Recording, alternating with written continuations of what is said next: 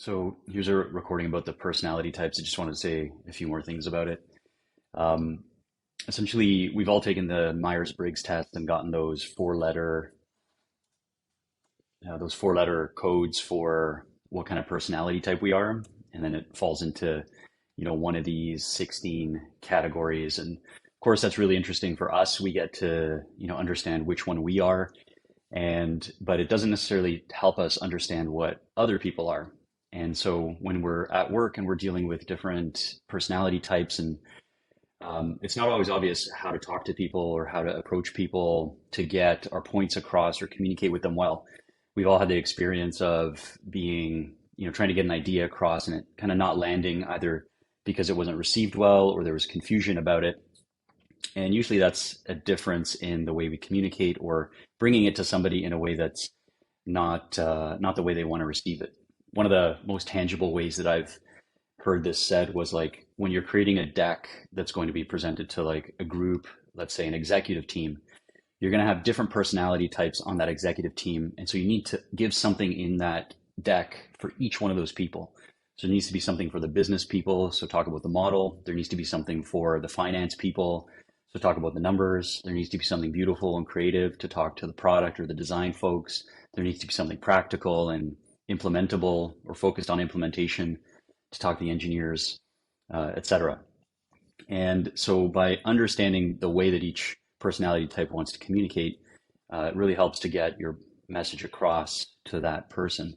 So I'm going to show you today how to decode somebody's personality type without knowing really that much about them. You don't have to have been friends with them. You don't have to like have hung out with them. You can just observe somebody the way you would at work. And after a few weeks of observing someone, really paying attention, you can figure out which of these personality types they are, and then you can take that and start to understand the best ways to work with them. So if we're talking about the 16 types, typically it's given this kind of thing where, let me just bring this a little bit more in size here. You can see it. So, this is for one personality type. There's a lot of stuff in here, and there's like multiple pages, strengths, weaknesses, romantic, like it just goes like, there's a lot to remember. So if I expect myself or somebody to remember 16 different versions of this, it's just never going to happen. And memorizing these as individual, fully formed personalities is just too much work. But luckily, this system, which was developed by Carl Jung, he had this paper called the Psychological Types. Get myself out of the way. He had created these different types of these four different categories of psychological pairs, he called them. And each one represents a different way of somebody taking in, processing, and then delivering information. The fourth pair actually is, let me move him on here. The fourth pair is actually, or the first pair of the four is kind of a separate one. But these three here the first one is here about how they take in information. So how they interact with the world to get the information that enters their consciousness, their mind. The second one is how they process that information, so how they make decisions. And then the third one is how they express those decisions or act in the world, or how they prefer to see the world manifest those decisions. And I'll talk about each of these in detail. The first one is something different, separate, but it's also quite important. So I'll jump into this. And I think a fun way to illustrate this would be like to guess my personality type. Obviously, you're not going to be able to guess it if you don't know me, but I'll kind of talk you through some very simple things about me that you might observe that would very easily help you decide which of these I am. So the first one is E or I, extroversion or introversion. And this represents the favorite world that the person has. And something worth noting here about these pairs is that these are like preferences. They're not that you're an extrovert or you're an introvert. You might be an extrovert in some situations, even though you prefer to be an introvert. And the same goes for all the other pairs. This is a spectrum. And if you take the 16 personalities test, the one that I was on an earlier slide there, it'll actually show you kind of how far you are on the spectrum between the two. And that's the way to think about it. So no one's either or. It's just like, where are you and where do you lean and how hard do you lean in one side or another?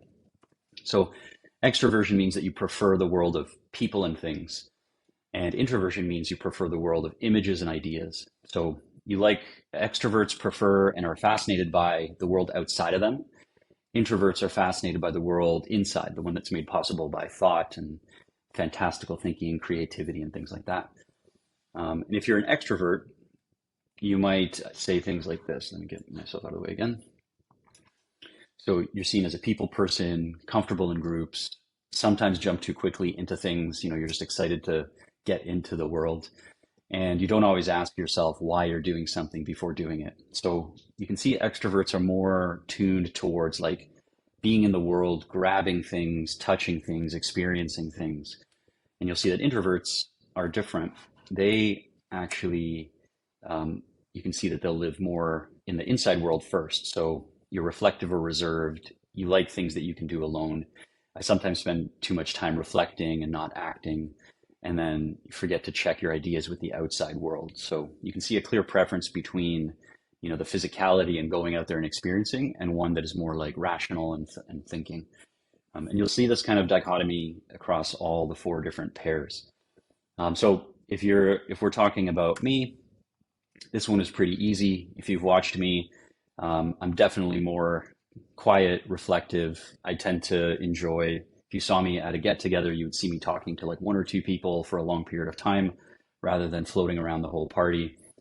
So it would be pretty straightforward to say that I'm an I in the first pair. The second pair, and this is the first of that three where we're going in to the mind, processing, and then out into the world. So this one is sensing and intuitive, and it's how we take in information. So sensing is a strong leaning towards the five senses and looking for practical uses, things that you can apply in the real world, like right away, and remembering facts and details about the world.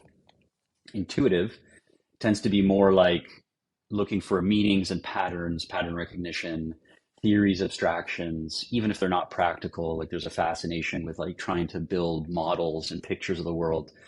And then you remember when it comes to experiences, more the vibe of an experience or an impression that you had.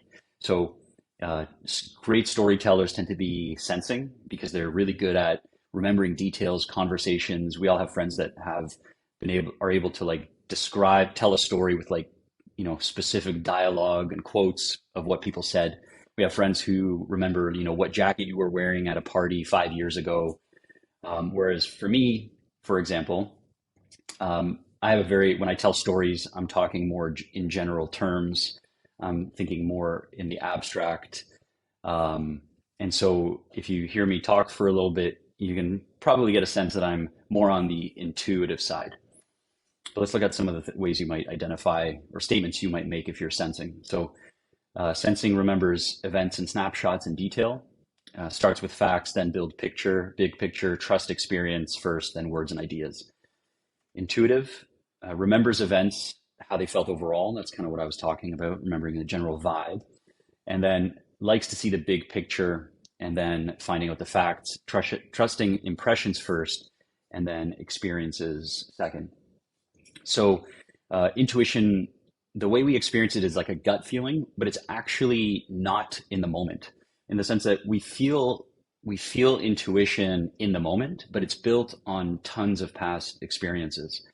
So intuition is very much different from sensing. Sensing is like you're taking in what is right in front of you, whereas intuitive is actually looking back into the past and using all that information, and it's manifesting as like a gut feeling or an impression of a collection of events that you've experienced already.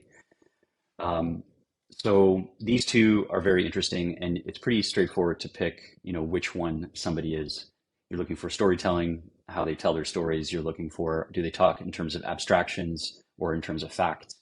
And where this is important at work, for example, is if you're looking at how to present a new idea or communicate something to somebody.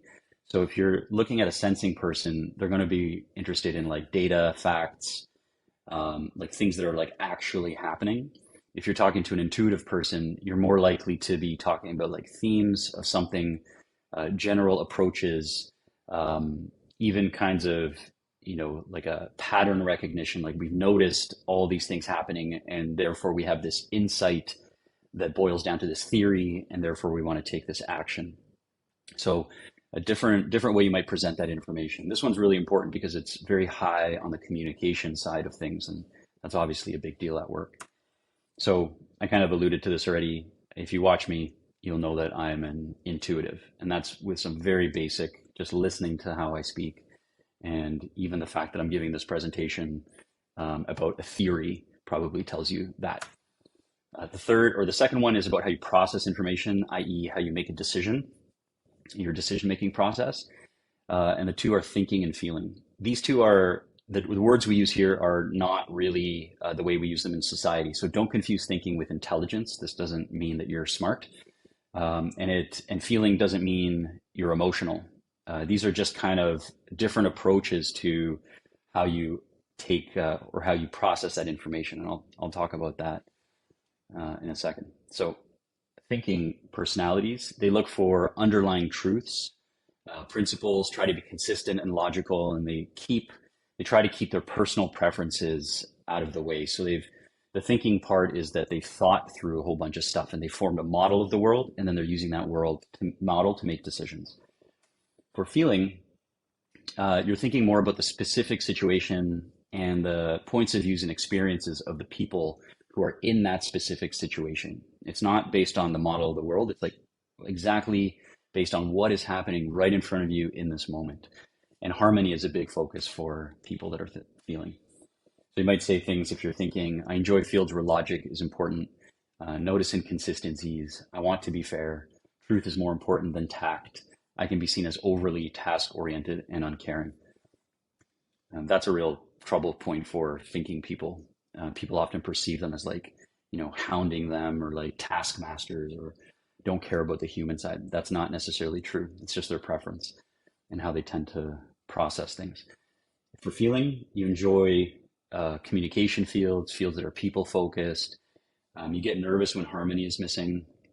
Make decisions with your heart. Tact is the most important thing, not just the cold, hard truth. And you can be seen as idealistic, indirect, or mushy.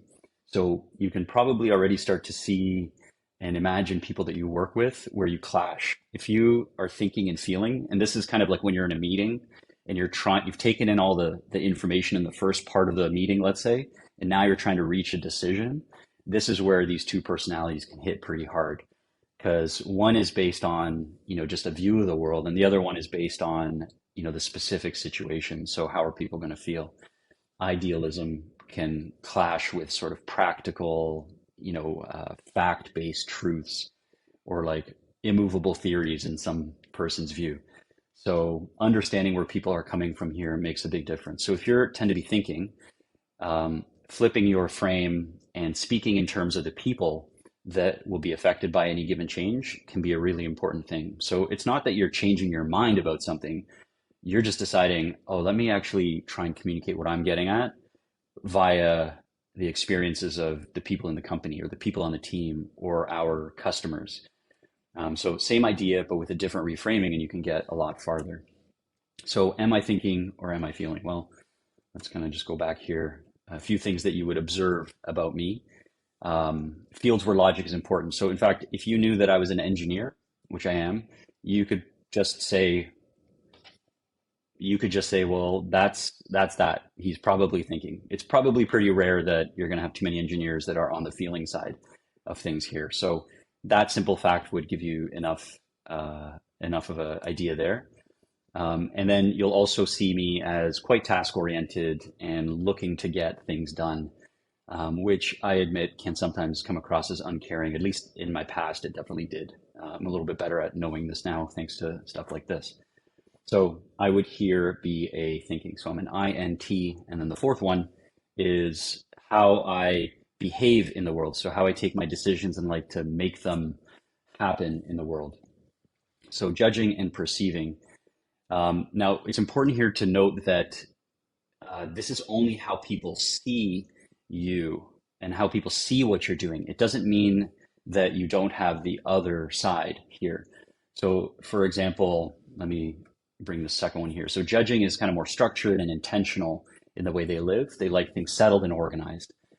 The other one is a little bit more flexible, more spontaneous. They like to adapt to the world rather than organize it. Now, you could have mixes of this. So you might, in your work, for example, be a judging type because you need to do that for your work. You need to be organized. You need to make decisions. You need to keep things on track. But in your personal life, you can be very spontaneous and have none of that judging quality, or a lot less of that judging quality. Also, to be perceiving doesn't mean that you're disorganized. It's an approach to how you like to express things in the world. Also, if you have a job that forces you to be judging, or a high decision making job, it means that you might have to push against that natural thing, your natural sort of perceiving or more spontaneous nature just at your work for that moment. So judging personality types would say things like, I like to have things decided.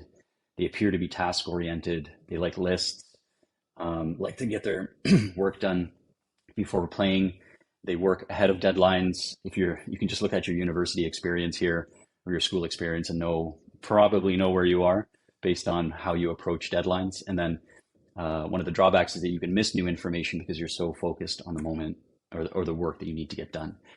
And then for the final, for perceiving, it's more about like staying open and responding to what's happening in the world right in front of you, loose and casual, keeping plans to a minimum, mixing work and play. The sort of gregarious, fun people at work are probably perceiving types, motivated by deadlines. I've heard tons of people say that they do their best work when it's crunch time. Good to know those people if they're on your team or on another team that you need to collaborate with. So you can already see here that just by kind of noticing a few past projects, or the way people have gone through school, for example, you would be able to tell which side they lean on. So for me, I was the kind of person that obviously that worked through right away when a project was given, so it would be done. I definitely like lists. I like to keep things organized. So I'm a very clear, and I'm probably pretty far on the spectrum of a judging type. So that takes us to creating this type, the INTJ, which is called the architect type. And let me bring this up here. So the architect type has a lot of different characteristics. And what's interesting is like once you've gone through this exercise, let's say for somebody you work with, you can come onto the site and you can see in great detail a lot of the things that they are good at, what they're bad at, how they approach career, workplace habits, which are particularly interesting for people that you're working with here, and then parenthood, friendship, romantic relationships. And if you've done this test and you know your personality type and you read this, you're probably pretty close. You probably feel like it's pretty accurate. But you'll also feel that other ones are accurate for you as well. And that's because of that fact that we're all on the spectrum. So we might be close to like the other pair in some areas, which is why you'll notice characteristics of yourself in several other of the personality types. So all this one says is that these are kind of like your most prevalent one. Anyway, hope that's useful. And let me know if you have any more questions.